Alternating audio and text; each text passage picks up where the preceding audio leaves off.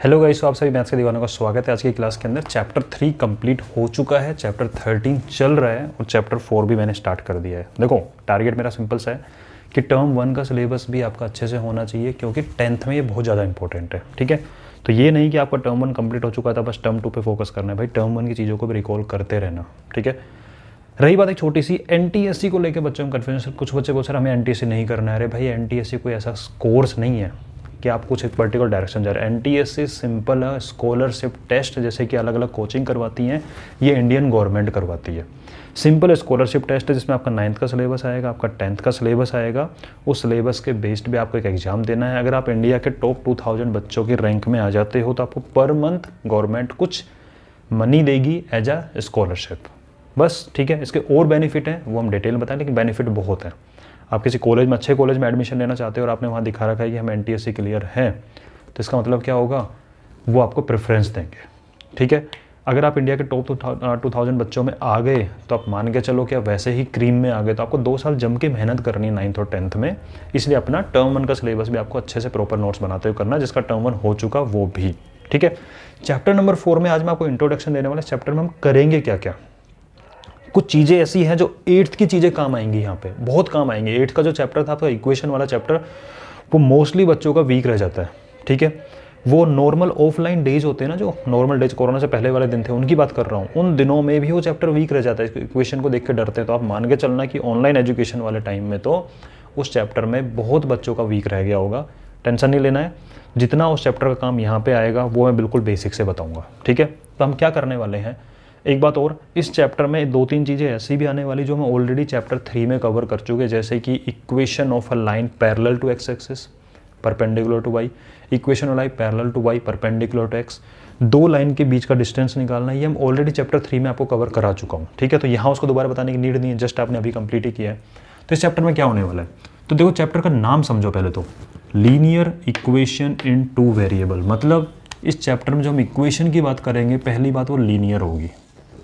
Sir equation का linear होने का मतलब क्या होता है, इक्वेशन का लीनियर होने का मतलब होता है कि उस इक्वेशन की जो डिग्री होती है ना, वो डिग्री 1 होती है। मतलब x की पावर 1, y की पावर 1, z की पावर 1, a की पावर 1 में ही डील करेंगे, हम स्क्वायर पे नहीं जाएंगे। आपको एक्स स्क्वायर वाली चीज़ इस चैप्टर में नज़र नहीं आएगी, आपको वाई स्क्वायर वाली चीज़ चैप्टर नज़र नहीं आएगी। यहाँ पे आपको x और y की पावर ओनली 1 नज़र आएगी। सर डिग्री क्या होता है अभी छोड़ दो, अभी भूल जाओ आप इस चीज़ को। पॉलिनोमियल चैप्टर कराऊंगा जब अच्छे से डिटेल में बताऊंगा। आप सिर्फ इतना समझ लो, यह लीनियर का मतलब होता है एक्स और वाई की पावर 1 रहने वाली है, बस उसी को डिग्री 1 बोल रहे हैं। इतना ही समझ लो अभी फिलहाल के लिए। ठीक है सर, लीनियर होगी मतलब एक्स और वाई की पावर 1 में डील करना है, स्क्वायर स्क्वायर में नहीं करना, नहीं करना।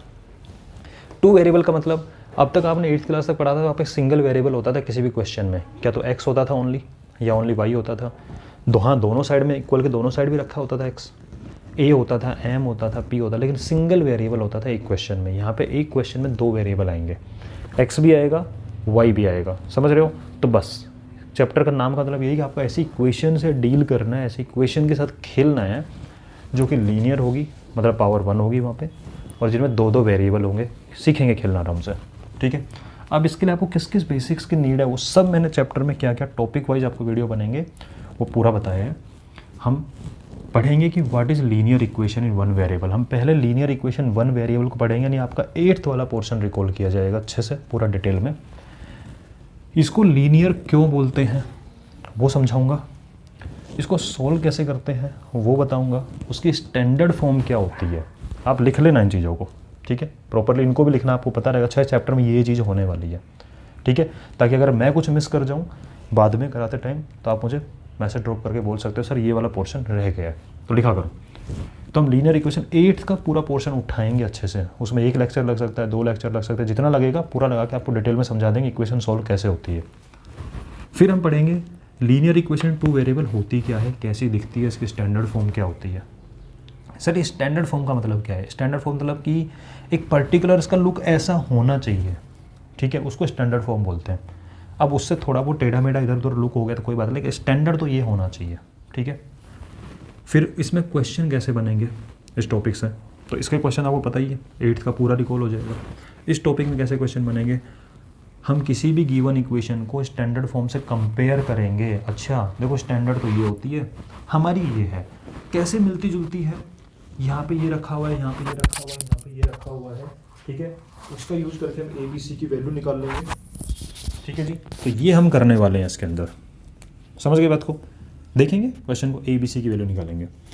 और क्या टॉपिक होगा सर, हम कन्वर्जन करेंगे लीनियर इक्वेशन वन वेरिएबल को टू वेरिएबल, यानी हम जो 8th में जितनी भी इक्वेशन पढ़ी थी उसी इक्वेशन को आप 9th के अंदर जो हम इक्वेशन पढ़ने वाले टू वेरिएबल में, यानी अगर ओनली एक्स की टर्म में इक्वेशन है तो क्या हम उस इक्वेशन को वाई की टर्म में भी रिप्रेजेंट कर सकते हैं, वो हम सीखेंगे यहाँ पे। ठीक है, फिर लीनियर इक्वेशन टू वेरिएबल को सोल्व कैसे करते हैं, आपने इसके बारे में बातें तो खूब कर दी। लीनियर इक्वेशन वन वेरिएबल की बता दी आपने, उसको सोल्व करना हम जानते भी हैं और थोड़ा बहुत गड़बड़ है तो आप समझा दोगे। But linear equation two variable को सोल्व कैसे करते हैं तो वो हम सीखेंगे, इनका सॉल्यूशन कैसे होता है। फिर सॉल्यूशन पता होगा, उसका यूज़ करके इक्वेशन बनाओ, उल्टा काम, इक्वेशन पता है सॉल्यूशन निकालो, अब सॉल्यूशन पता होगा इक्वेशन बनाओ, तो ये भी हम यहाँ सीखने वाले हैं। फिर इसका ग्राफ कैसे बनता है, एक इक्वेशन होगी, इक्वेशन ग्राफ बनाना सीखेंगे अब हम। ठीक है, उसके बाद में जो इक्वेशन होगी वन वेरिएबल वाली इक्वेशन होगी, टू वेरिएबल वाली इक्वेशन होगी, इनका ज्योमेट्रिकल रिप्रेजेंटेशन कैसे होता है, नंबर लाइन पर रिप्रेजेंट कैसे करते हैं, ग्राफ पे कैसे रिप्रेजेंट करते हैं, वो भी हम यहाँ पे सीखेंगे।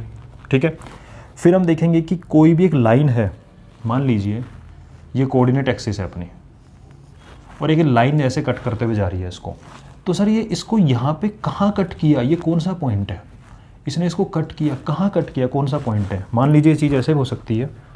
ठीक है, इसको आप नोट कर लेना स्क्रीनशॉट लेके लास्ट टॉपिक में, मतलब कि मान लो ये कोऑर्डिनेट एक्सिस अपनी, ये लाइन ऐसे जा रही है, जाती है, देखेंगे इस चीज़ को, इसने इसको यहाँ कट किया, क्या इसका कोऑर्डिनेट डायरेक्टली निकाल सकते हैं हम, क्या हम इसका कोऑर्डिनेट डायरेक्टली निकाल सकते हैं, बिल्कुल निकाल सकते हैं। अगर आपने चैप्टर 3 को अच्छे से पढ़ा है तो आपको चैप्टर 4 में प्रॉब्लम नहीं आएगी, इसलिए प्रॉपरली चैप्टर 3 के भी नोट्स बनाना, फिर हम 4 पे आएंगे। तो ये आपका चैप्टर का इंट्रोडक्शन है, इसको अपनी कॉपी में लिख लो अच्छे से, और इसको हम कल से चालू कर देंगे, जिसमें पहले 8th का रिकॉल और बाद में 9th का आपका बिल्कुल मस्त तरीके से भन्नाट हो जाएगा चैप्टर ये। ठीक है भी, तो नेक्स्ट वीडियो में मिलते हैं with first topic of this chapter.